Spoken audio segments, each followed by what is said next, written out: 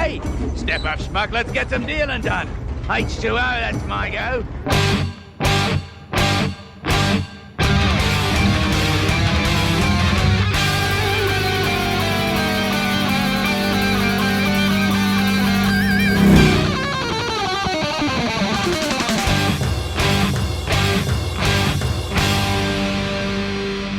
Welcome to the Mad Max Minute. We'll pass on the water just to give us Mad Max Beyond Thunderdome 1 minute at a time. I'm Rick. And I'm Julia. And today we're talking about minute 6, which begins with Max watching the line of people moving towards Bartertown, and it ends with a pushy water seller exaggerating the purity of his project. One thing we don't have to exaggerate is the presence of Curtis Bloes from the Better Off Dead Minute. Hey, everybody. Hey, Curtis, thank you for finishing out the week with us. It's been great. Equally great, of course, is the minute that we are talking about today, minute 9, which starts with Max right where we left him. He's looking out over the wasteland at the long line of people moving towards the settlement in the distance. I wonder at this point if he's looking at all of these people and thinking, that's where my wagon is. No doubt. Oh, yeah. And I think the music accentuates his attitude about that. It turns a little bit ominous. And it signals to us that this town that he sees below better watch out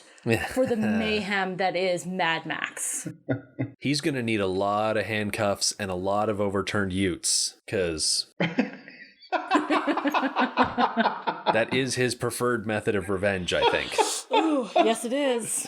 This is the minute where we get the Bartertown music. Mm-hmm. That sort of off-kilter, factory, hammering noise music. Yeah, it makes Bartertown sound busy and full of life, but not the way you really want it to. Right. It's industrial, but not organized. Yeah, industrial. It's a little off. Yeah. It's got hints of trains going on there. Mm-hmm. Give you a little train going down the track noise, or feel to it, I guess, which is foreshadowing what's going to happen later. Yeah, there's definitely that one big detail about Bartertown that we're going to discover in a week or two. Just how train-like it really is. But I love the way that the soundtrack of Bartertown is just controlled chaos. And we haven't even introduced the saxophone aspect to it yet. Right. That's going to be a whole other thing. But just now the way it sounds, you really get a sense of what to expect before we even walk through the welcome sign. Have you heard the officially released soundtrack from the 80s compared to the soundtrack that is on the movie? I haven't listened to it recently. I've called it up in bits and pieces when I've been doing research. Interesting. Another word might be cheesy. They definitely did a better job in the movie. Mm-hmm. Someone heard the official soundtrack and said, nope. That's fine. Release it. It fits with what they're doing. We're going to use our own. When you get the composer from Lawrence of Arabia and he drums up something, no pun intended, I imagine that they look at that and say, oh, well, he's, one of the greats. We should absolutely use everything he makes. And then he makes something that is appropriate to the environment that you're looking at. And out of context, it might sound a little askew, might be a good word for it. Yeah, it was really... Man, I don't want to talk bad about Huey Lewis in the News, but the soundtrack saxophone that they have is an example of how bad the 80s could be. Mm. And the saxophonist in the movie is an example of how cool jazz can be. We're totally getting ahead of the minute, so sorry about that. You mentioned how cool the 80s, and I'm picturing Tun Tun in my head, and I'm like, are we still talking about Thunderdome, or are we talking about Lost Boys? It's close. I'm still very disappointed the fact that they did not bring in Tina Turner's regular saxophone player to play Tun Tun, that they got the actor that they did. But at the same time, I can see why. I can't. Why can't we have her regular saxophone player? It's not like he had to do any acting. He just sit there in a loincloth and play saxophone. Maybe they tried putting him on set. It's just the pelvic thrusts that he was known for didn't jive well with the sumo wrap that the character was wearing. Maybe he just refused to sit there still and play the saxophone. He insisted on dancing. Either way, it's a shame. Yeah. Okay, I'm going to say two things now, and I want, and this is the game: real life or Mad Max. Okay, here I go. I'm going to say two names. You tell me which one is real life and which one is Mad Max. Iron Bar, Angry Anderson. Okay, which one is real? Which one is Mad Max? Let's see. Iron Bar has a really industrial feel to it. So that would make, I think the one name aspect to it feels very cinematic, but at the same time, with a name like Angry Anderson, although I feel like Angry Anderson would better fit a guy that's, I don't know, maybe singing 80s hair metal, but he doesn't have the hair to back it up or the height. Are you sure he might not be a wasteland warlord? I could see Angry Anderson aspiring to be maybe like some sort of wasteland enforcer, but he would need some sort of accoutrement to back up his short stature. Or maybe he tells everyone that people call him Angry Anderson, but really everybody knows that they just call him Phil. Or that his real name is just Gary. Right. Gary wants everyone to call him Angry Anderson.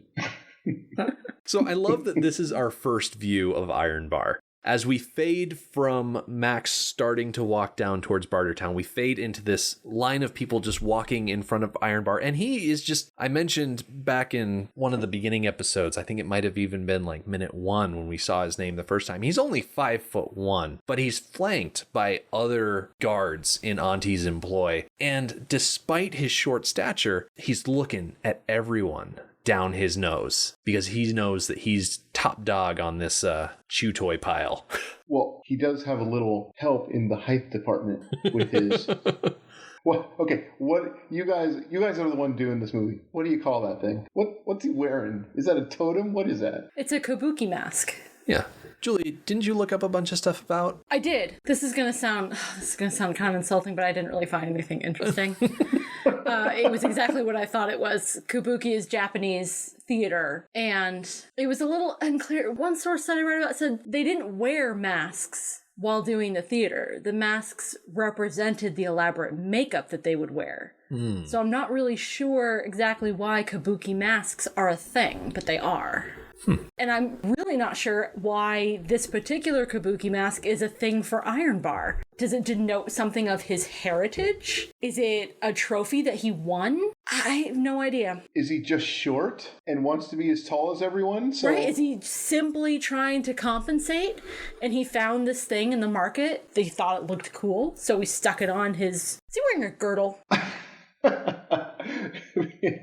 That's so funny that you say that. I would have to go back and look at the minute, and I don't have it in front of me. But my memory says he's wearing some sort of band around his torso that does not go up and over his shoulders. And isn't that kind of like partly the definition of a girdle? I think you might be right. Yeah. Oh, a girdle goes over the shoulders? No, a girdle does not go over the shoulders. It's more or less a male corset.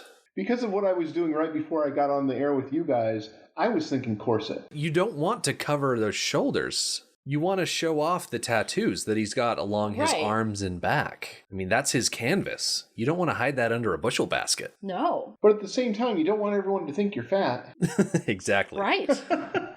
I mean, just because he's one of Auntie's prime guards, it probably means he has a more comfortable situation than other people in Bartertown, but he doesn't want to show off at any point that he might be given more food or more allowances than other people, so he's got to stay svelte. But then again, he's probably just naturally strong because he spends all day beating up, people that run afoul of Auntie. It's interesting that you say that he probably wants to hide a few extra pounds that he may have because he is well taken care of. Historically, that is the exact opposite of what has happened. Back in, the past, when when you couldn't just go to the supermarket and buy food, a person who was thicker was considered... more bourgeoisie. Yes, that they had enough money, that they had the ability to feed themselves well. Yeah. So that was considered an asset, a plus. Geez, guys, until this conversation, I never thought about it, and I never thought to look for it. But look at all these guards. They've all got a little muffin top going. Yeah. I wonder if that was on purpose. Let's fatten you up a little bit so that people see my ability to take care of my people. Or let's cast some people that maybe aren't so big so that we can emphasize how scrawny the people coming into town are. You know what? That's a really good point. Yeah, every single one of Auntie's guards are tall, Yeah. rather muscled, but also just physically bigger. Just large people. That reminds me, side note, and a little cross promotion for our Patreon page. We're reviewing Hook 5 minutes at a time, and I was preparing my notes, and I was looking up why Peter Pan is always played by a woman. And one of the reasons is so that they didn't have to scale down the rest of the actors, like the Lost Boys. They could have an adult woman who could pass as an adolescent boy playing Peter Pan, so that all the other Lost Boys could also be adults. Much easier to cast, much easier to handle. There's no labor laws and stuff like that. So it's all about proportions and perspective. Mm-hmm. And I think Auntie and George Miller are playing that same game. Yeah. Well, all right. And we really get to see a big contrast between the guards and the line of people that are walking by. The first couple of people that stood out to me in this throng are walking almost immediately in front of Iron Bar, and they are wearing metal collars and they are chained together. And it makes me think that maybe slavery / indentured servitude, or maybe even a bounty hunter economy has sprung up in the wasteland. That's also Max getting drugged behind the cars going to the Citadel in Fury Road. So this definitely won't be the last time we see someone chained up and dragged off somewhere. Did you guys catch the way the Iron Bar, the reason that he breaks from his guard status and starts following the crowd is because he's following Max? Yeah, I definitely picked up on that. I mean, they're sitting there and they're watching everybody walk by. There's a lot of characters. But when he sees Max, they cut in behind. Hey, he's looking him up and down. He's going head to boots. I wonder if there's something specific about Max other than his air of skill and danger. If there's something specific about him that is triggering their attention. Like, for example, maybe the quality of his boots. Mm-hmm. Right. Or something like that. It's something I always like to go back to. If you put on an air of I belong here, people will just let you walk by. But if you put on an air of I'm here on a mission and I have a very specific thing that I am here to accomplish, that might also catch the eye of people that are looking for troublemakers. Max is in a situation where his stuff has been stolen and he is here to get it back. When we get into the entryway of Bartertown and he starts talking to the collector, he is no nonsense. He is not in the mood for jokes. He is there on a mission. And so I feel like Iron Bar is able to pick up on that more or less vibe that Max is putting out. Yeah. Yeah, Max might get a little further by using more of a stealth mode to enter, like not telling everybody that he's there for revenge. Might get him in a little further with a little less trouble. How would Max ever be capable of that, though? He's lost touch with humanity. Plus, we've seen Max's style of stealth. It's basically try to be stealthy and then fall into a ditch and then get out by the skin of your teeth. Yes. I mean...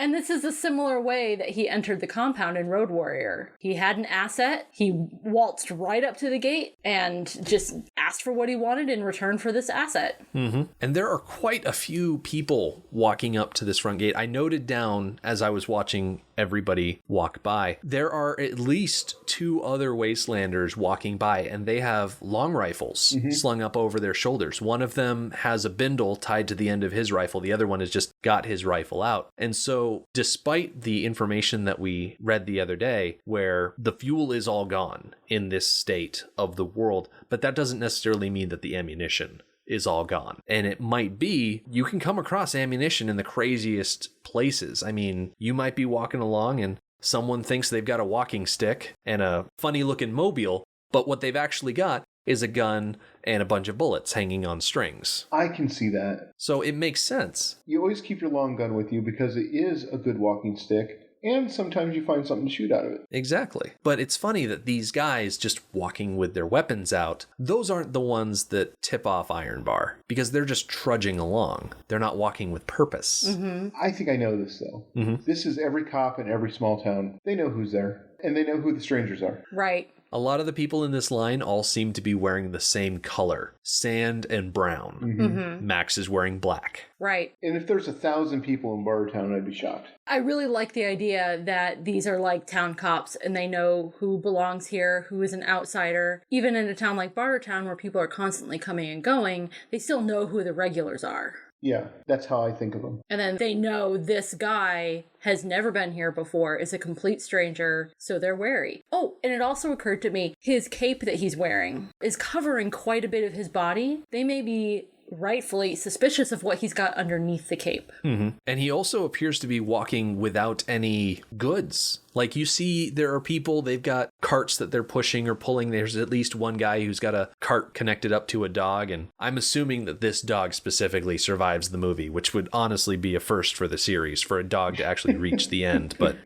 Then I would assume it doesn't survive. It can't. No, it can't. I want to be positive. Yeah. That dog didn't make it to the collector. Mad Max rule. But yeah, he doesn't have a cart, he doesn't have a backpack, he doesn't have a bindle. One thing I really like is there are multiple people in this minute riding bicycles. And I feel like when people go into post-apocalyptic situations, they always forget about bicycles. Right. Yeah. I mean, they're a fairly simple mechanical object that doesn't require any power. Except for the power in your legs. Yeah. You don't have to try to find food to feed 6 camels. Mm-hmm. Right. You don't have to try to find fuel to make your car go. And finding bits and pieces to mend it when it breaks, it's easier than trying to repair your car. Yeah. When it breaks, a much simpler machine. And you can customize it any which way. I mean, the first guy that I saw, it looked like he had a big old cage attached to the back of his bicycle. Yeah, you can drag things with it. You can put multiple seats on it. Mm-hmm. In his case, chickens. Yep. Yeah. So, by the way, chickens are a thing. That gives me a lot of comfort because we saw chickens in the second movie being raised within the compound. Mm-hmm. So it's nice that they survived elsewhere because it's such a viable animal. Yes. So useful and Eggs tasty. are very nutritious. Tons of protein. Yes. It's the best way to start your day. Mm-hmm. Get a lot of eggs, fill you up. That way you're not hungry by 10 a.m. And you can keep riding your bicycle. Yeah. Hey, have you noticed that water selling guy is wearing a necklace of cups? Yes. I imagine that he wears a necklace of cups so that way if someone wants to buy water from him and they don't have a cup of their own, then he can upsell them on a cup. I was wondering if you thought he would upsell them the cup or loan them the cup. I like the upsell idea because he's obviously a swindler. Yeah. I like to think it's a combination. He'll rent them the cup. And he's got a wide variety depending on their tastes.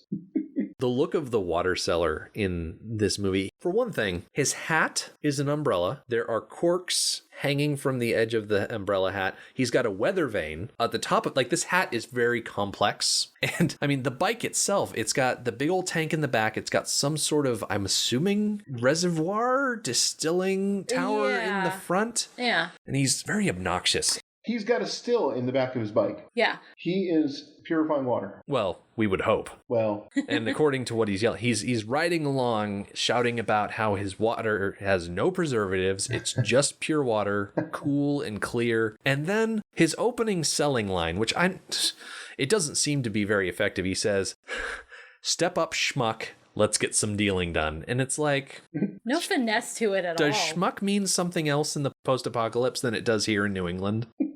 No. It's always been an insult here. I think his commodity is so valuable that he doesn't need to be nice to people. Yeah, he's like a plumber or something. Right.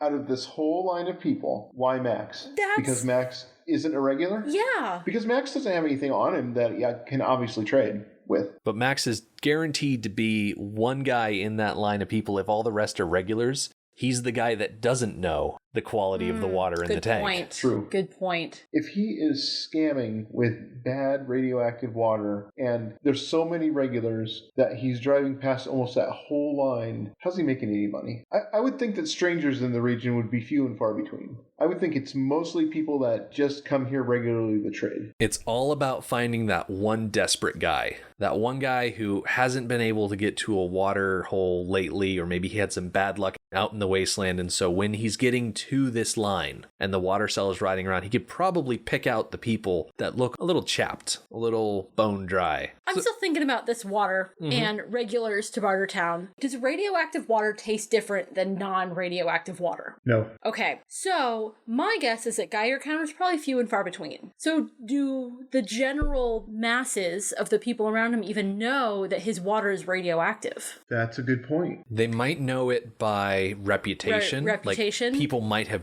drank it and then gotten sick. Okay. But then again, in the wasteland, I mean, how would you know sick from healthy half the time anyway? And my second question is, if you had to choose between dying of thirst and dying of radiation poisoning, which would you choose? I'm going to counter that question with another question. Would you rather die of thirst or buy water from this obnoxious water seller? Because honestly, I might just die of thirst because I cannot stand pushy salesmen.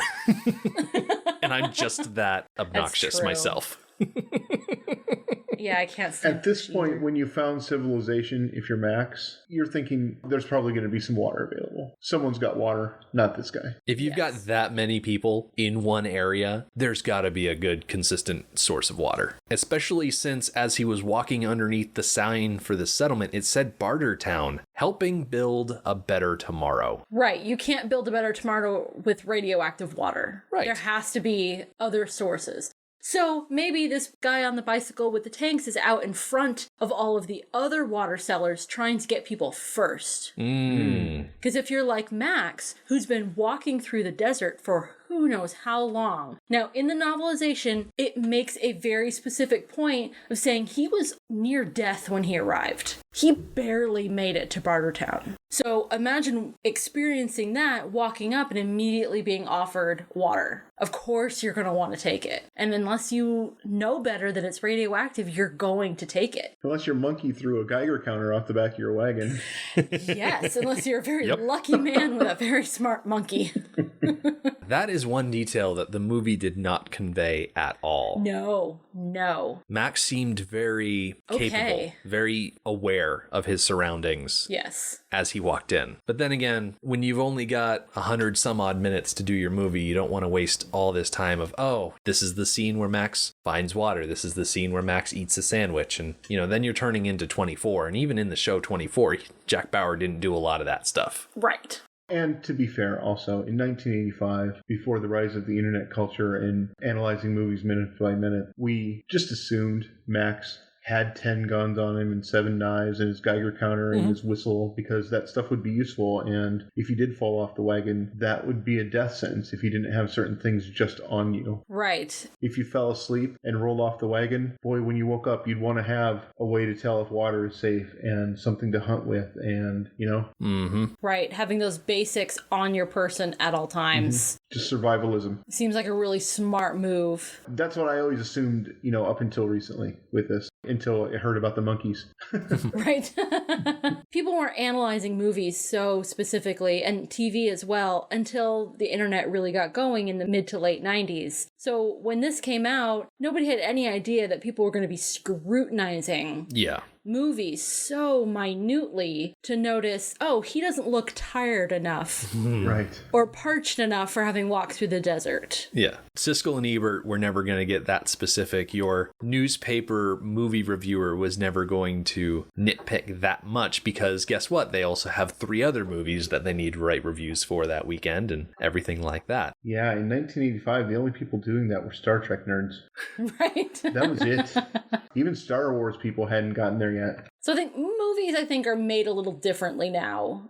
More attention to detail, which I feel weird saying that because there's plenty of attention to detail in this movie. Plenty of callbacks to previous movies. It's all there. It's just... Oh no, this is a solid movie. Yeah, it's absolutely all there. But nowadays when directors and producers are expecting their movies to get picked apart frame by frame, it's different now. I have a different theory. What's that? I think the movie-going audience has just lost their ability to infer. Yeah, I'm good with that theory. Movies have gotten so stupid that I think people don't try to make the leaps themselves anymore. It makes sense. I mean, with how many different directions people's attention are getting pulled in these days, you really need to lay it out for people so that they don't have to do those mental gymnastics to reach a certain point. Because if they have to extend themselves to exercise that effort, they're just going to go do something easier. Well, and I don't know how you guys feel about this channel. I don't really have anything against them because I find it entertaining. But a lot of the sins that exist in CinemaSins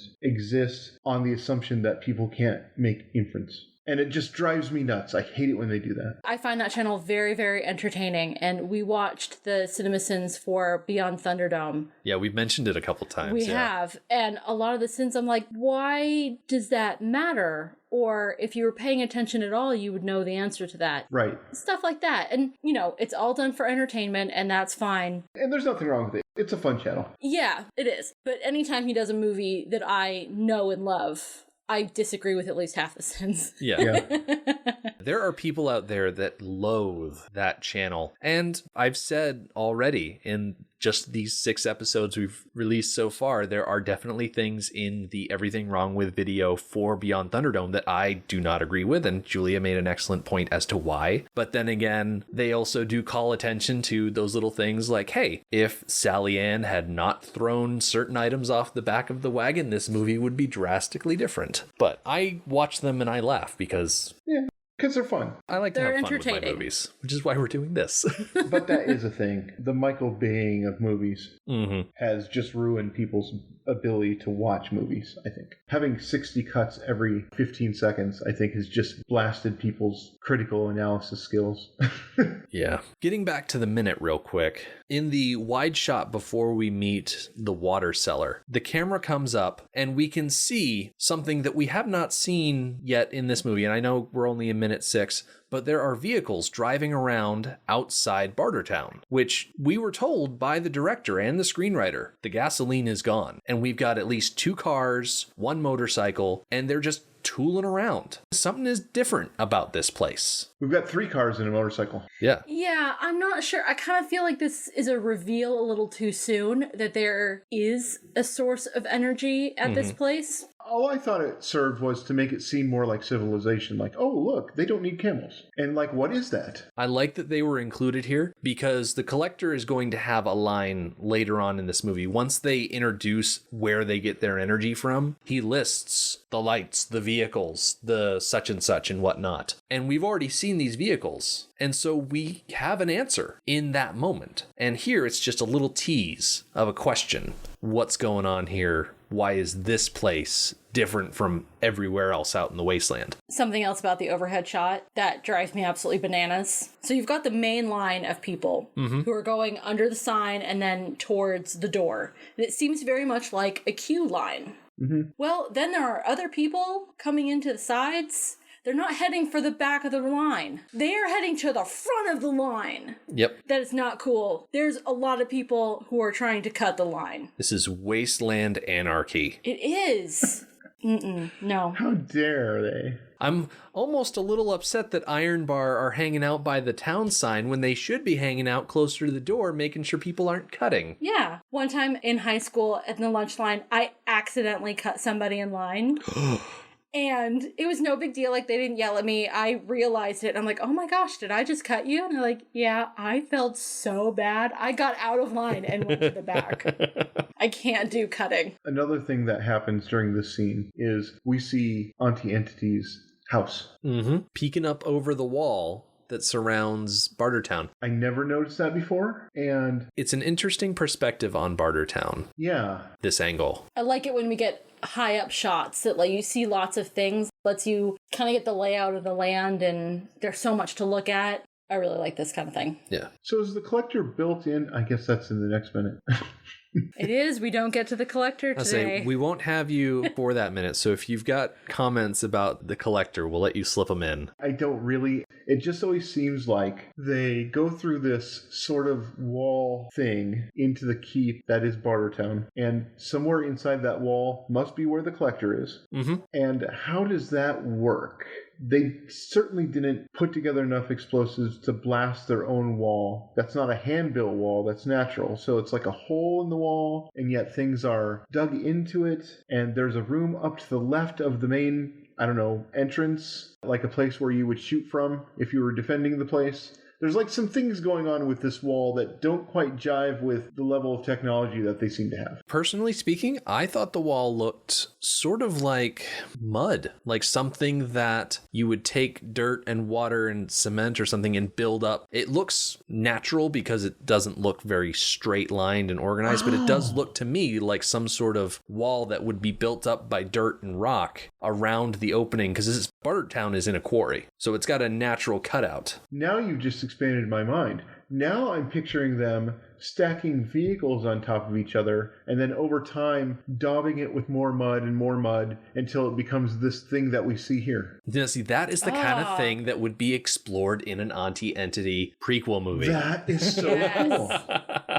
I love that you said that, because that's very similar to how the Great Wall of China was first built. They built up like a hedge of straw and sticks, and then they like layered it and coated it with mud, just made it bigger and bigger and bigger till technology advanced and they made it into stone. But that's how it started. They just took some stuff, covered it with mud. Mm-hmm. It makes perfect sense. Wow. What a great design. That really makes a lot of sense. Yeah. Now that we've had this discussion, you can totally see that that's how that went. At first they had the same wall as the compound dwellers in Road Warrior, and now this is the advanced version of it. Mm-hmm. Graham Walker was able to put together the compound in Road Warrior, and then when they got to the quarry for Thunderdome, he said, okay, I can do more now. Well, because they had more millions of dollars to play with. Mm-hmm. Yes. That always helps. Real quick, the water seller, he is played by a guy named Bob Hornery. His top 4 on IMDb include Thunderdome, the TV show Blue Healers between 1995 and 2002. He had a couple of roles on there. He was in a 1980 feature called Felix, Phoelix,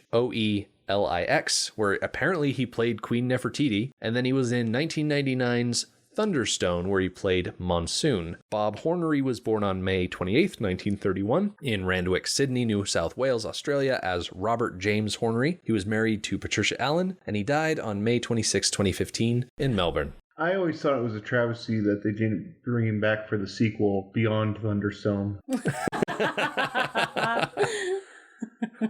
The show, was it a TV show you said was called Blue Healer? Yep, it's an Australian cop show. As in the dog? As in the dog. I am assuming that they're making some sort of play like the blue of a cop uniform. Shepherding dogs, police shepherding criminals wearing blue. Like a canine cop TV show. I mean, which we have plenty of here in the States. Well, they have plenty in Australia too. Saying Australian cop show, Australians are like, you're going to have to be more specific. What's the cop show with the dog? Tequila and Benetti is the one you're thinking of. You know exactly what I'm thinking of. Yeah. Tequila and Benetti. That one was not set in Australia. No. But it did have a talking dog, so there you go. Yeah. I have 2 things I just want to point out. I don't know that there's any discussion to be had around it. Auntie-Entity must be just smoked out all the time, according to the scene. Constantly, unless the wind is perfect. Whatever is burning underneath of her, what would you call that, flechette? I like to call it a penthouse. Penthouse. Underneath of her penthouse, it's just it's smoking so big. You see it in the shot from far away, the big smoke. That must be the big smoke that it is. And then when they crane up and you see her penthouse, the big thing burning underneath of it. That must smell absolutely horrific. Well, it all depends on what's burning. It could be a food stand. I mean, they must be burning methane. Yeah, we know what they're burning. Yeah. Do you think that might be one of the big smokestacks for the power station? I mean, that would be stupid to put it right underneath. Yeah, you don't put your power plant in the middle of your city. Yet there it is. Right. Sometimes you have to. If you can't transport the energy, you have to put it in the middle of your city. Yeah, and we never really know exactly where Underworld is in relation to the rest of Bartertown. Isn't that weird? That is weird. I used to just assume it was underneath somewhere. As I did more reading about it, it's like, oh, these are mines. Mm-hmm. She started with mines. They probably started in the mines and then expanded out and then built the little wall and, got more civilized and more civilized. Mm-hmm. It wouldn't literally be right underneath, although it could be. Even if it's not, it appears that the exhaust system lets the smoke out right near her. Right. That seems just not smart. Like it's coming up right next to Thunderdome. Like, okay, if her penthouse is where we see it, Thunderdome would be sort of in a diagonal line towards the entrance, between her penthouse and the entrance, and then that smokestack would come up right by Thunderdome to the west there. It probably could also be closer to the wall. Oh, and it's just a perspective thing? Perhaps. Might it be an optical illusion? It might be a perspective thing. Okay. Yeah. Yeah, possibly. Well, that would make sense then if they were outgassing to as far away from the place as they could out at the wall. That would make sense, because if you got a lot of thick black smoke, not even black smoke, it's like a gray smoke, but if you got thick smoke coming out of something, you put it out of your defensive wall. That way it masks what's inside the wall, depending on how thick the smoke is. Might be strategic. Smart. Oh, yeah. Yeah. Possibly. Well, then the other thing I've got, the only banner I can make out as they're entering is a picture of Auntie Entity, and it says, Auntie says, build the future. That's inspiring. Isn't it? Yeah. It goes back to that idea when George Miller was talking about the character of Auntie Entity, that she represents yesterday's hero. Yesterday's hero that struggled and succeeded and has now come into their own. And now that they're in charge, they like things a certain way. And when a stranger comes to town and tries to buck against that, they shift from the hero to the villain role. How very Batman. Oh my God. How very Batman. My brain just melted a little. They don't need another hero. Oh, man. She's not the hero they need, but it's the one they deserve. All right. Well, we have more or less reached the end of this minute. The water seller is trying to push his wares onto Max. Max responds by pulling a Geiger counter out from underneath his cloak, and he starts passing it over the water. And we hear a couple of clicks, and then the minute just cuts off. So that's all we're getting this week. We're going to have to count on coming back and seeing what Max does with that water seller next week. But in the meantime, Curtis, we've had a great time having you on. Where can people find more of you? Well, for the next several years at least, they'll be able to listen to new shows of the Better Off Dead happening not very frequently. And by the end of the year, we're going to start launching the Clue Minute. I am very much looking forward to that, because I think when we had you on for minute 25 of Road Warrior, like you mentioned earlier in the week, you were still in the planning stages of that, and I think you're still putting it together. But the idea is that you're going to sort of examine the movie from a legal investigative eye. Is that right? Yes, that is still accurate. That's what I'm doing. I'm deep in pre-production right now. I'm taking a long time on it because my experience with Better Off Dead is that I don't want to get caught flat-footed. Mm-hmm. I have a very busy life. I own 2 businesses, and I just want to get it done before I put it out. It's going to be all pre-production and then just sitting back and rolling in the internet dough. Ooh. I like the sound of completely producing the entire season and then just putting it out there. That makes me happy. It makes me feel so much less stressed. Yes. Right now, I've got the thing where you make all the notes about what happens in the movie second to second. Mm-hmm. That's where I'm at. Nice. That's always a mixture of fun and tedium as far as the preparation process is concerned. Yeah, but now that's over, so yay. Yeah.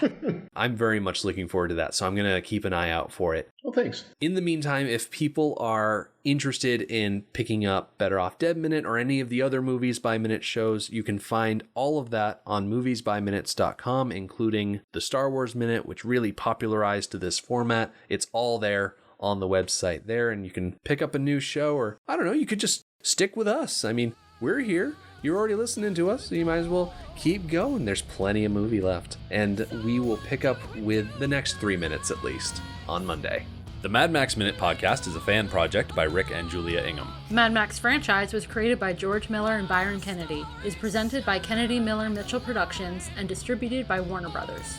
Mad Max Minute is produced and edited by Rick Ingham. Our opening music is Verdi's Dies Irae by Daniel Batista of danielbatista.com. And our outro music is We Don't Need Another Hero by MilitiaVox of militiavox.com. Our home on the internet is madmaxminute.com. You can follow us on Twitter at madmaxminute, like us on Facebook by searching for Mad Max Minute, and join our Facebook listener group, Mad Max Minute Beyond Microphone. If you'd like to support the podcast, visit madmaxminute.com, where you can check out our TeePublic storefront by clicking the store link, join our Patreon by clicking the support link, or make a one-time donation by clicking the donate link. Thank you for joining us for Minute 6 of Beyond Thunderdome. See you next time.